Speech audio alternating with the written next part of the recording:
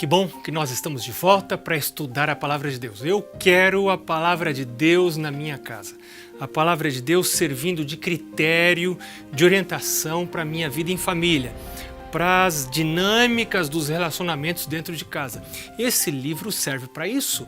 Esse livro serve para me levar para o céu com a minha casa toda, com a minha família toda. E é por isso que nós estudamos esse livro aqui no programa Lar e Família. No programa passado a gente falou muito sobre pai, porque nós estamos estudando a oração do pai, a oração modelo, a oração do Senhor, né? Nós no programa passado estudamos o capítulo 6 do Evangelho de São Mateus, começando com o verso 9, é o início da oração modelo, onde Jesus disse, vocês devem orar assim, Pai nosso que estás nos céus. E nós vimos a tensão que existe entre a proximidade do Pai Nosso, ele é imanente, ele é íntimo, com o estás nos céus, ele também é transcendente. É a alteridade de Deus, a intimidade e a alteridade de Deus. A sua imanência e a sua transcendência.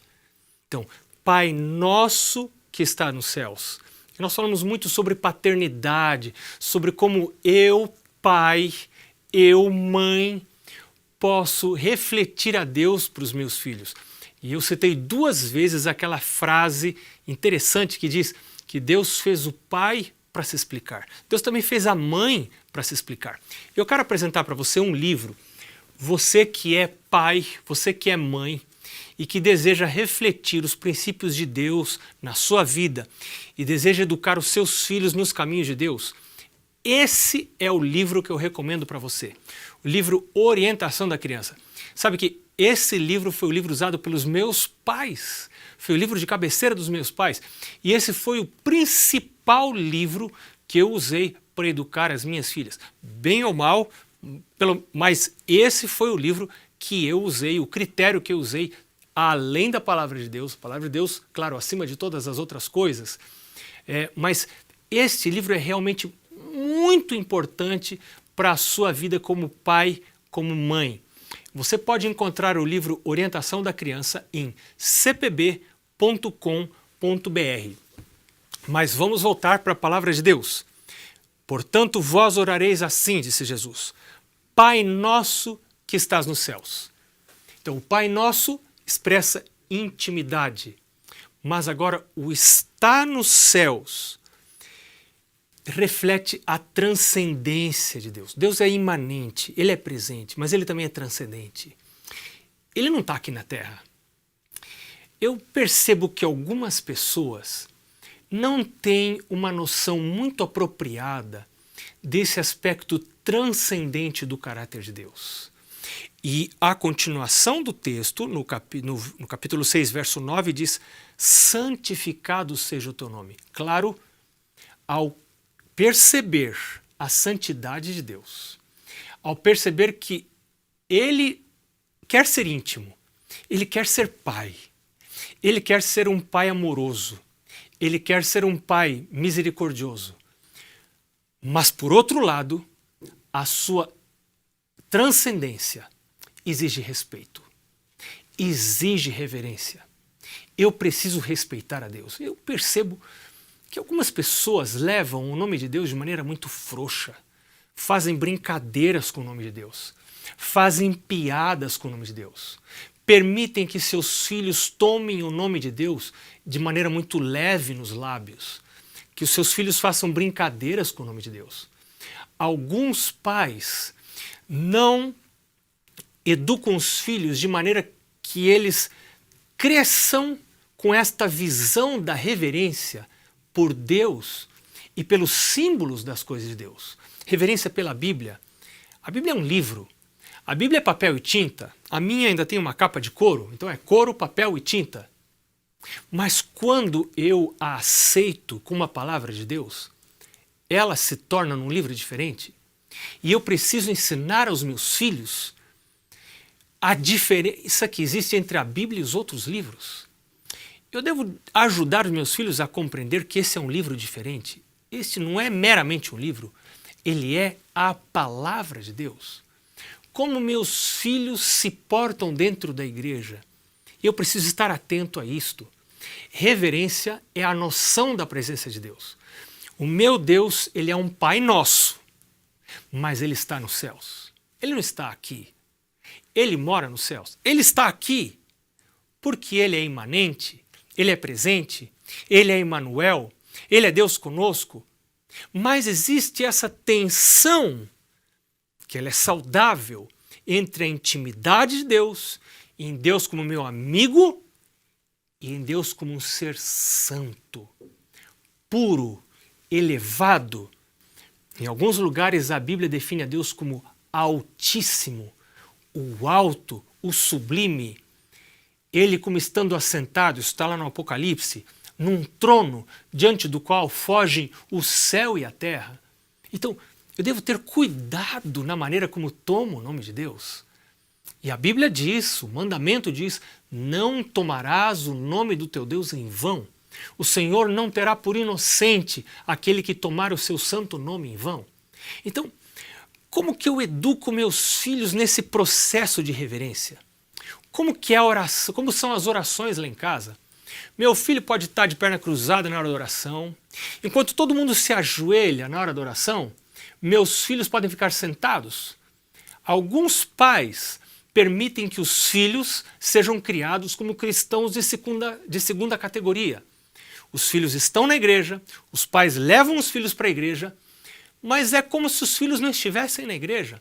Eles não são adoradores. Os pais são adoradores, mas os filhos não são adoradores. Os filhos estão ali desenhando, estão brincando, alguns levam bonecas, carrinhos, outros iPad, outros o seu telefone celular e ficam brincando, estão completamente alheios ao culto. Eles não estão desenvolvendo uma noção da santidade de Deus, da reverência que devem ter para com Deus. E isso deve começar lá na minha casa, no culto da família. Como que é o culto da família lá na minha casa? Existe um momento, existe um horário apropriado, os filhos chegam, se assentam. Lá na minha casa, o culto é feito na sala. Nós não costumamos fazer o culto na mesa da refeição, porque é um outro momento. A mesa da refeição é um momento para você dar risada, contar histórias do dia, contar coisas engraçadas. Nós lá em casa temos momentos fantásticos na hora das refeições. Mas a sala é para o culto. A sala da nossa casa é a igreja, é o lugar consagrado para fazer o culto a Deus. E a gente também recebe visitas. Quando nós recebemos visitas na sala, nós brincamos, nós contamos histórias, e quando as meninas eram pequenas, tinham liberdade.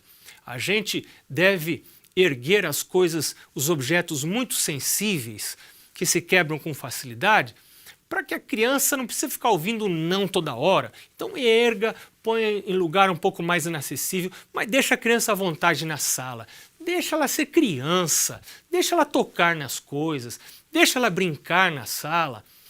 Nas salas da minha casa, quando eu era pequeno, meu pai brincava com a gente de cavalinho. Eu me lembro das sextas-feiras à noite, nós fazíamos o culto do pôr do sol para receber o sábado, e minha mãe sempre tinha uma refeição especial no culto da sexta-feira à tarde, tardinha à noite, no pôr do sol, recebendo o sábado. A primeira refeição já nas horas do sábado, sexta-feira à noite, era uma refeição especial. Minha mãe sempre tinha um bolo, uma salada de frutas, alguma coisa diferente.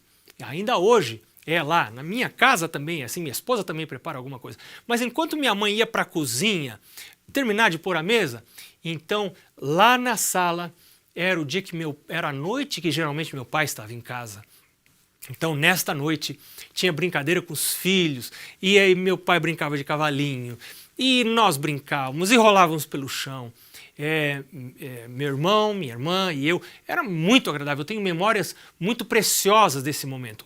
Mas eu também me lembro que lá na casa dos meus pais, o momento do culto era um momento separado. A palavra santo quer dizer separado. Então o momento do culto era um momento santo, era um momento separado.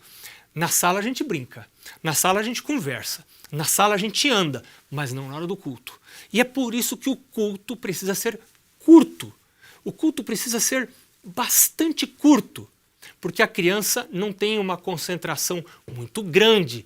Então, quanto menor a criança, mais curto precisa ser o culto. Então, faça cultos curtos. O culto em família, nós temos um propósito lá em casa que a gente não tem conseguido alcançar, mas é o nosso propósito.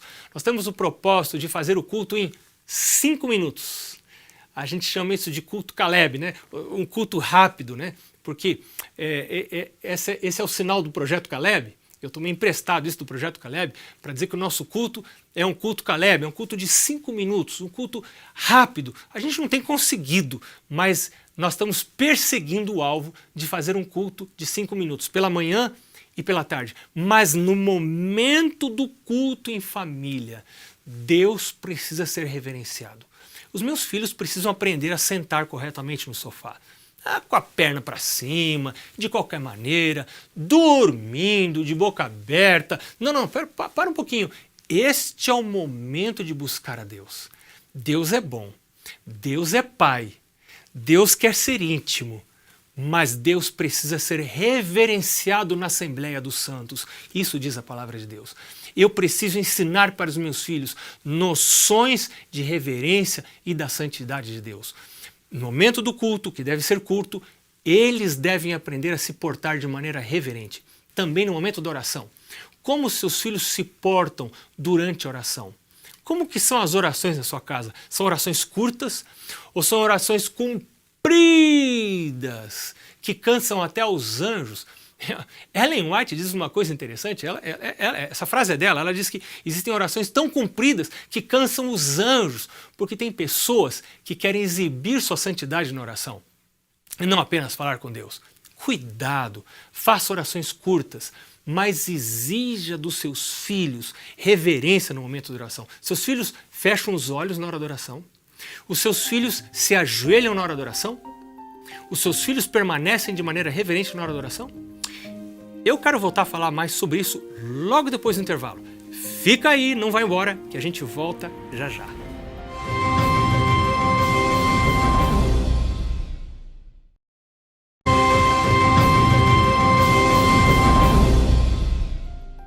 Estamos de volta para falar sobre a oração do Pai Nosso, mas que deve ser a oração de todo pai e de toda mãe. E eu fico impressionado como a compreensão dos elementos dessa oração pode afetar a minha paternidade, ou a minha maternidade, se eu sou mãe, se você é mãe. Então, estude essa oração. Ore essa oração de acordo com o modelo de que Jesus estabeleceu aqui. Você não precisa orar exatamente essa oração, mas siga esse modelo. Então você viu que ali no verso 9 do capítulo 6 de Mateus, Jesus diz, vocês vão orar assim: Pai nosso que estás nos céus, santificado seja o teu nome. Nós já vimos no programa anterior e nesse programa que Deus é Pai. Deus é Pai nosso. Ele é Emmanuel, Ele é Deus conosco, Ele é presente, Ele quer ser íntimo, mas Ele precisa ser reverenciado. Ele está nos céus. Eu não estou nos céus. Deus está nos céus. Deus está aqui também, porque Ele é onipresente, mas eu não sou onipresente. Nós temos natureza diferente. Às vezes, no nosso afã de aproximar a Deus dos filhos, a gente aproxima tanto que perde de vista a abrangência do seu caráter. A gente perde de vista a transcendência do seu caráter, a necessidade de reverência. Isso é muito importante. Os filhos que saem de casa sem ter adquirido a noção de reverência, dentro de casa, dentro da casa cristã, dificilmente vão adquirir essa noção fora de casa. Então eu estava falando no primeiro bloco a respeito do culto de casa. Como são as orações? Na minha casa, o meu pai e a minha mãe não fechavam os dois olhos na oração. Você não acredita? Estou falando para você. Meus pais não fechavam os dois olhos na oração. O pai que está preocupado com a vida eterna do filho, a mãe que está preocupada com a vida eterna do filho, ela não fecha os dois olhos. Um olho está orando, mas o outro olho está cuidando dos filhos. Será que meu filho compreendeu como é ser reverente? Como é o caráter de Deus? Como precisa ser reverente? E os meus pais exigiam que eu fechasse os olhos na oração. Nos cultos lá na nossa casa, as orações eram feitas de joelhos. Por que não ajoelhar? Por que não ajoelhar? Quando o meu joelho se dobra, a minha alma se curva. A minha alma se curva quando o meu joelho se dobra. É de joelhos que eu percebo a minha devida relação para com o meu Criador. Ele está nos céus, eu estou na terra. Ele é superior, eu sou inferior. Ele é santo, eu sou pecador. Meus filhos precisam aprender a orar de joelhos. Mas espera um pouquinho. Por favor, oração curta. Você não vai colocar... Oração não é castigo. Claro, oração não é castigo. Oração é falar com Deus. Então, a oração precisa ser curta. Quanto menores as crianças, mais curta deve ser a oração. Sabe, a Mari, minha esposa, começou a orar com as meninas, minhas filhas. A gente já orava com elas dentro da barriga da mãe. Colocávamos a mão sobre a barriga dela e orávamos. Mas depois que elas nasceram, desde a primeira mamada, a Mari segurava as mãozinhas do nenê e fechava os olhinhos com a mão. E às vezes ela dizia assim para mim, coloca a mão nos olhinhos dela e sente. Então eu punha a mão, não apertando. No início o bebê não quer, depois ele acostuma. É só para aquele momento de oração. Então fechava os olhinhos e a gente sentia a pálpebra abrindo e fechando. A pálpebra do olhinho abrindo e fechando. Então, e aí a Mari, segurando a mão, pedia a bênção de Deus sobre o mamar do bebê, do nenê. E dava de mamar enquanto ela estava amamentando. Antes de amamentar, ela orava. Enquanto estava amamentando, orava também. Então, desde o colo você vai ensinando noções de reverência. Eu não fecho os olhos para falar com você. Você não precisa fechar os olhos para falar comigo? Claro! Mas para falar com Deus, eu devo fechar os olhos. Por que eu fecho os olhos? Por que eu junto as mãos? Por que eu dobro os joelhos? Eu fecho os olhos para que os meus olhos não se distraiam com as cenas ao redor. Por que eu junto as mãos? Para que a minha mão não fique coçando o cabelo, não fique arrumando o meu cabelo, não fique coçando o nariz, para que todo o meu corpo esteja concentrado naquilo que é principal que eu vou fazer, que é orar a Deus. Porque Deus está nos céus. Ele não está aqui. Eu estou aqui, mas Ele está nos céus. A sua natureza é superior à minha. E eu preciso ter noção muito clara disso. Então você ensina isso para os filhos no momento de oração. Depois os filhos vão crescendo, eles já vão se ajoelhando sozinhos, eles vão fechando os olhos. Eu me lembro da primeira vez que eu vi uma das minhas filhas orando por si mesma. Porque até uma certa idade, a criança não ora por si mesma. São os pais que oram pela criança. Você vai falando frases curtas e a criança vai repetindo. Por exemplo, você diz assim, Pai do céu, e a criança repete, Pai do céu, muito obrigado, e a criança diz, e assim por diante.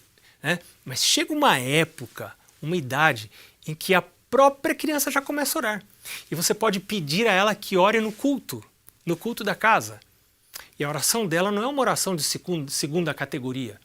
Tem gente que pede para a criança orar e depois o pai faz a oração oficial. Não, não. Considere a oração da criança como uma oração oficial do seu culto. Valorize a criança. Mas ensine que a oração deve ser curtinha para os grandes e para os pequenos, né? Então, tanto em casa quanto na igreja, você precisa exigir reverência diante de um Deus santo, diante de um Deus separado, dentro da igreja. Como que a criança se porta? Tem crianças a quem se permite gritar, falar alto, comer dentro da igreja. Você já viu uma coisa dessa? Eu já vi isso. Mães que dão comida. Escuta, mamãe amada de Deus, você é amada de Deus, mas mamãe querida, igreja não é refeitório, igreja não é restaurante. Se a criança precisa comer porque ela é muito pequena, tenho visto crianças grandes comendo fora de hora, dentro da igreja, isso faz mal para a saúde, mas se a criança é pequena e precisa comer, saia com a criança, vá lá para a salinha das crianças, os diáconos da sua igreja, se a sua igreja for uma igreja amigável para as mães, a sua igreja vai ter uma sala para as mães amamentarem, você não vai precisar amamentar lá na rua, deve ter uma sala onde você pode amamentar. De repente, eu fui pastor de uma igreja do Riacho Grande, em São Paulo até, meu abraço para os membros da igreja do Riacho Grande, em São Bernardo do Campo, na Grande São Paulo. Essa igreja, quando eu era pastor ali, e hoje deve ser assim, ainda, havia a sala das mães, as mães poderiam estar ali confortavelmente sentadas, poderiam estar amamentando e ao mesmo tempo, através de um vidro, percebendo tudo o que estava acontecendo dentro da igreja, escutando o sermão e ali amamentando. Agora um detalhe, se sua igreja, como essa igreja que eu citei, possui uma sala de mães com vidro, isso é uma faca de, como dizia um amigo meu, 2 legumes, né? Cuidado, pode ser uma faca de 2 gumes. É bom ter uma sala de mães, mas esse vidro que separa a sala da igreja não deve ser uma barreira para a reverência. Algumas salas de mães são uma desculpa para os filhos poderem gritar, correr, fazer o que quiserem, porque estão na sala de mães. Não, escuta, não é para a vida toda, é só para o momento que você está na igreja. Você treina em casa com cultos muito curtos, muito rápidos, exige reverência. Agora você vai para a igreja, o culto é um pouquinho mais longo, mas não é todo dia, não é o dia todo, é 40 minutos, é 1 hora de culto. A criança pode sim aprender reverência. Meus pais exigiam isso de mim, e uma outra hora que eu tiver mais tempo vou contar algumas histórias, como eles faziam, né? Como eles exigiam reverência dentro da igreja. Isso é importante, esses princípios são muito importantes, porque é em casa, é no seio da família, é no ambiente da família que nós aprendemos estes valores, que nós desenvolvemos estes valores, nós adotamos princípios que nós vamos carregar para a vida toda. Mas se eu, pai, se eu, mãe, não ensinar, se eu não exigir que meu filho não grite dentro da igreja, que não brinque com brinquedos barulhentos dentro da igreja, que não coma dentro da igreja, que não corra dentro da igreja, saia durante o sermão, fique fazendo cena. Tem crianças que a mãe, o pai, permitem que andem pela igreja, vão andando, são capazes de subir lá a plataforma onde está o pregador, vão lá cumprimentar, vão roubando a cena, se tornam o centro da atenção. Deus deveria estar sendo o centro da atenção, porque é um culto de adoração a Deus, mas a criança rouba a cena de Deus, aprendendo egoisticamente a estar em evidência. Essa criança vai crescer com sérios defeitos de caráter. Vem cá, pai e mãe, nós somos imperfeitos, mas Deus nos chama para uma obra santa, desenvolver nos nossos filhos a noção da reverência de Deus. Deus ama você. Deus ama seus filhos. Deus chama você para essa obra. Encare essa obra no temor do Senhor. Ore pelos seus filhos. Ore para que você primeiro tenha a noção equilibrada entre a imanência e a transcendência de Deus. Ele, Deus íntimo, mas ao mesmo tempo que está nos céus. Deus ama você. Seus filhos vão amar você. E um dia vão agradecer a você por essa obra. Deus abençoe. Nós nos vemos no próximo programa.